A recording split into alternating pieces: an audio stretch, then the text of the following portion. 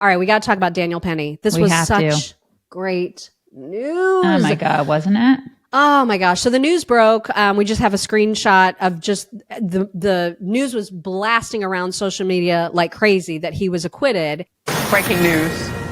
The jury has reached a unanimous verdict in the case of Daniel Penny.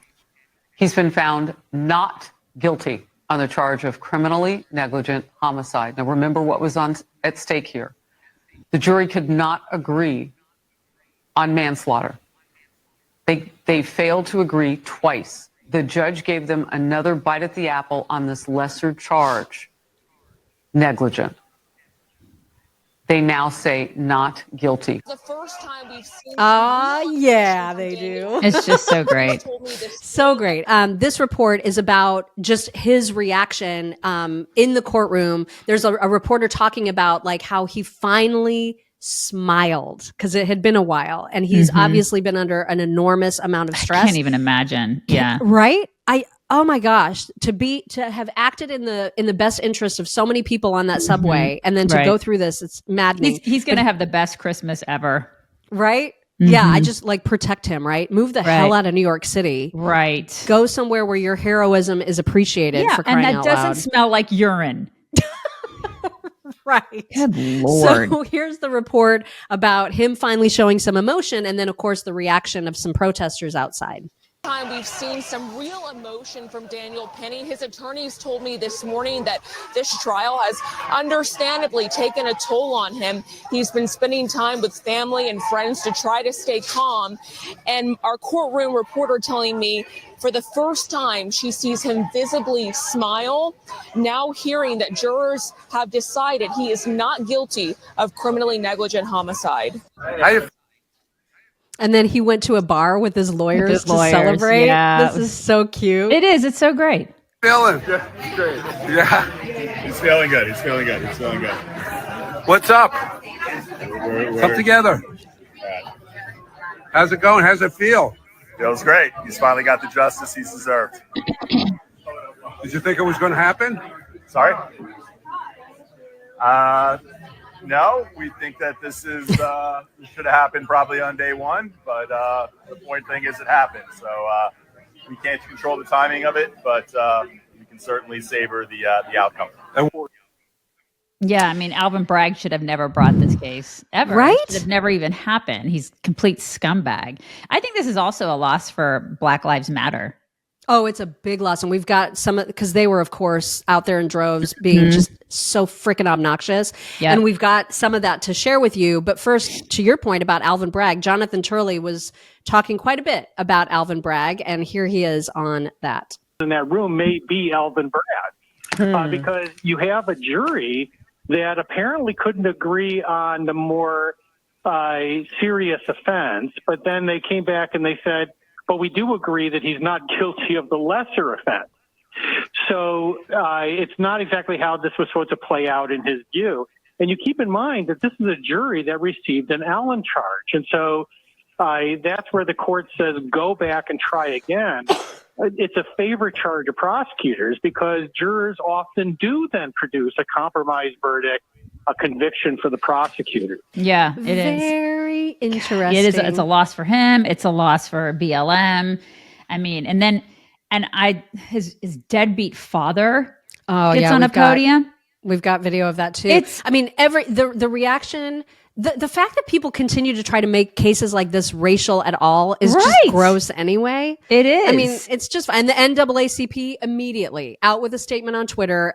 It's exactly as you might expect. Just take a look at the statement. Cause I just was like, it gives you a bad taste in your mouth just as soon as you see it. Mm-hmm. The acquittal of Daniel Penny in the death of Jordan Neely has effectively given license for vigilante justice to be waged on the Black community without consequence. Stop it. It's a painful reminder of the inequities in our justice system. Jordan deserved compassion. Instead, he was met with violence. We stand with his family in calling for accountability. We need to talk a moment about Venice AI. So if you are a person who is interested in an AI assistant, someone that listens to you and evolves with you and is unrestricted with you without filters or limits, Venice AI is the answer over all other options out there. If you're talking to, the chat GPTs or the Groks or whatever, you want something that maintains your privacy and that is uncensored. And Venice AI is it. And I just wanted to share the coolest thing that I did with Venice AI some days ago.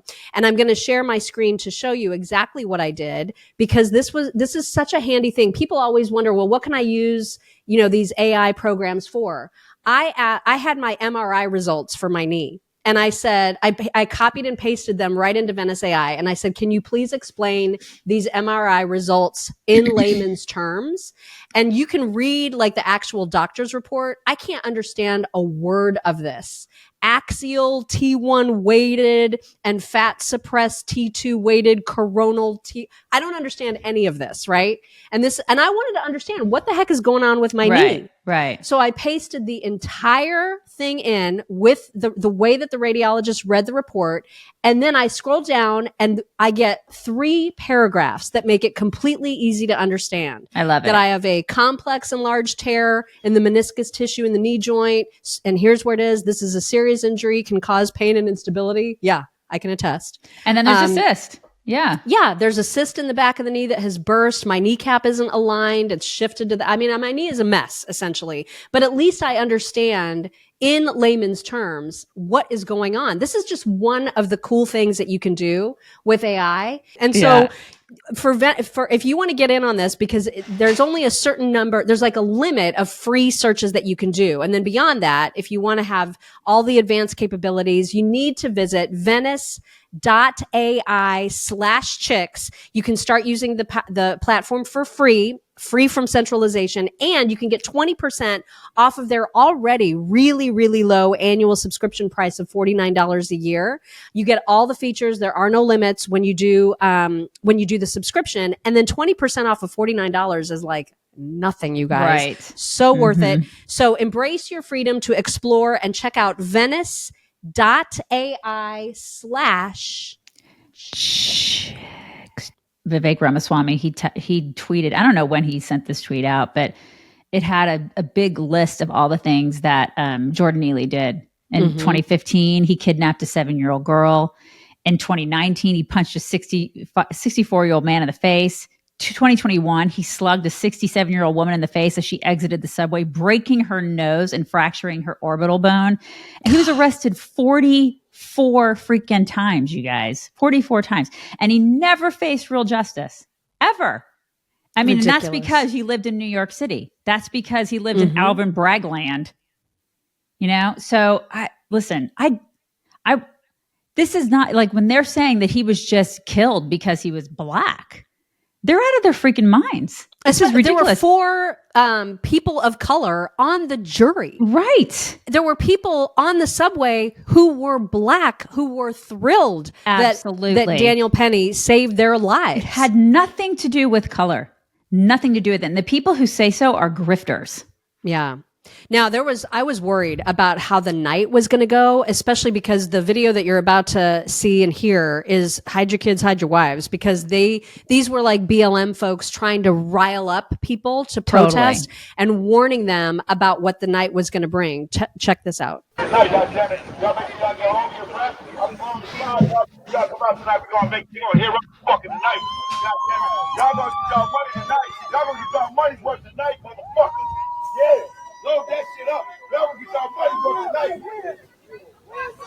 No justice. No peace. No justice. No peace. No justice. Unbelievable, right? They're calling for vigilante justice on white people. It's gross. It was justice. This is like a rare moment of justice in New York City. Yeah, it was rare. My question is, what would happen? I just wonder what would have happened if Kamala had won the election. Oh my God. You know what I mean? Yeah. I wonder if the environment would have been different. Oh, it would be different because she would be absolutely siding with Jordan Neely and his family and all the ridiculous BLM people. I find it odd that she didn't say anything about this case, that she kept quiet, like with her tail tucked between her legs. After being it is a little odd. Yeah, after being, just spanked in that election. And she's just a complete loser now. But I do find it interesting, don't you think? Because she has always had something to say when it comes to race. Yeah. Well, and to your point, the BLM people, asking for vigilante justice, Jordan Neely's father. We're going to let the following 3 clips play together. First, it's his father, and then there's 2 different BLM representatives, just disgusting, garbage people. Listen. I had enough of this. Ms. Rigg. Oh my God. Come on, people. Let's do something about this. Let's do something about it. We have Eric Garner's mother here. We need some black Oh my God. vigilantes. That's right. People want to jump up and choke us and kill us for being loud. How about we do the same when they attempt to oppress us? Right. I'm tired. Because to be real, they didn't even try. Once the lesser charge was removed, they came back an hour later and said it was deadlock. Less than an hour and 20 minutes later, they said not guilty. These wonderful white people, I hope they celebrate their Christmas while the Neely family is praying and asking God for comfort. God Really? them and goddamn America. That's lovely. I swear, I can't stand dudes like Jordan Neely's deadbeat father. What a loser that guy is. Yeah. His name is Andre Zachary. He abandoned Jordan Neely when he was a kid, put him in foster care when his mom was murdered. Okay. And then he didn't give one single half a shit when he was homeless. Not one single shit. And then now he's like, oh my God, I loved him. Like, basically, I loved him and I'm so sad that he's gone. No, you're not sad. You're a grifter, is what you're looking are. for a payout. You're literally one of the reasons that the guy's dead. I swear, deadbeat dads, I can't. I cannot. If you abandon your kid like that, you don't get to come back and get on a podium and say the things that you're saying. You absolute loser. And then civilly sue Daniel Penny. Like, you don't get to do that. No, but absolutely he will not. But he will do it. He is. He's trying. So he wants his payday.